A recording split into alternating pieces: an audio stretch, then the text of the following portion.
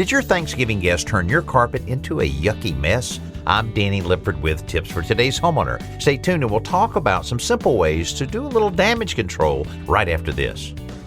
Don't let Old Man Winter sneak into your house this season. Seal the gaps with weatherization products from Duck Brand. With our Keep the Cold Out giveaway, now through November 11th, you could win winter weatherization products valued at more than $70. Window insulation kits, door sweeps, expanding foam, and more. Everything you need to keep your house warm and energy efficient in the cold weather. Visit Today's Homeowner on Facebook and look for the pinned post to enter. Brought to you by Today's Homeowner and Duck Brand.